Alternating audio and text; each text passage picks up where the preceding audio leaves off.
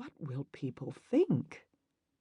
As Rachel glanced across the room now and saw Brodie scowling at her, a shiver ran down her spine. She couldn't stay at Abraham's. She just couldn't. Not with Brodie there. She still cared for him, and his loathing of her would be too much. "Do you live with Grandfather?"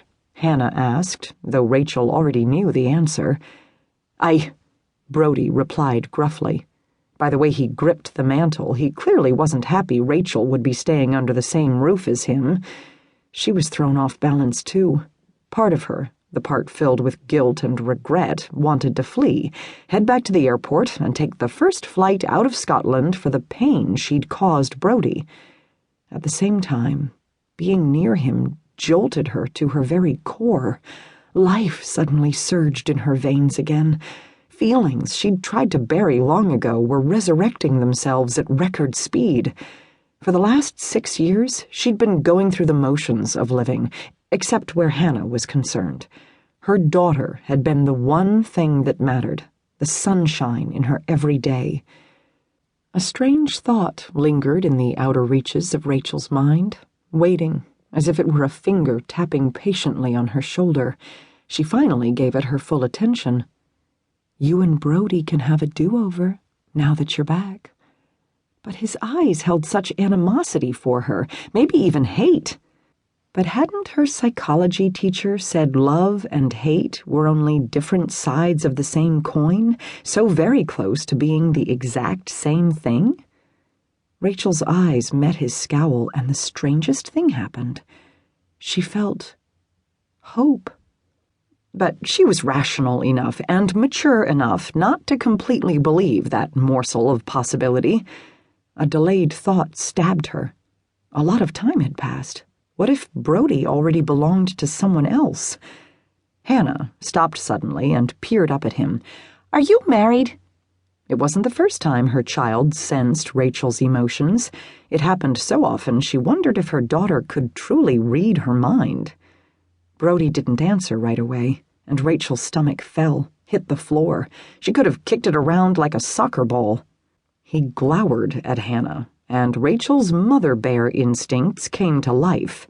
She opened her mouth to give him hell, and as she did, he turned his cold blue eyes on her.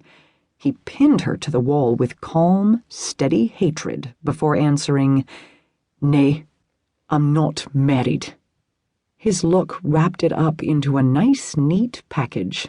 It was an accusation, a declaration, a promise. What he was feeling was final. She recoiled. She really should grab her things and get out of town, but deep down that crazy ember of hope still burned. Wildly, she wondered if Hannah would ask the next question weighing on Rachel's mind. Does Brodie still have feelings for me? Buried so deep he can't see them? By the scowl he was giving her, it seemed rather unlikely. But 6 years ago she'd been sure he loved her.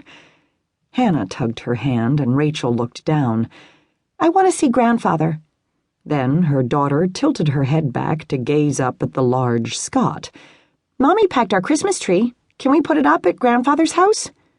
Brodie glanced around as if expecting a Douglas fir to have materialized itself in the corner. "It's in her suitcase," Hannah said. Brodie bristled and raised an eyebrow, conveying clearly that fibbing, especially to adults, wouldn't be tolerated here in Scotland. But instead he said, "Your great-grandaddy's waiting." Rachel would make him eat that look he was giving her daughter. Hannah didn't lie. Rachel did bring their 7-foot-plus tree, packed neatly away in her 28-inch roller bag.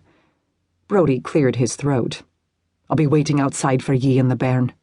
He slammed the door behind him. "Come on, sweetie," she said. "Get your coat on." That was one thing that would have to be fixed. Brodie's dislike of Hannah. He had to love her. She was his blood relation. They would always be a part of each other's lives. Because of Joe. Rachel lifted the handle on her spinner and gave her daughter a fortifying smile. She wheeled her bag to the door. "Be careful with your backpack, honey. I put the iPad in there." Hannah smiled up at her, always the confident little girl. "Don't worry, Mummy." She wheeled her small case outside. Rachel took a deep breath, squared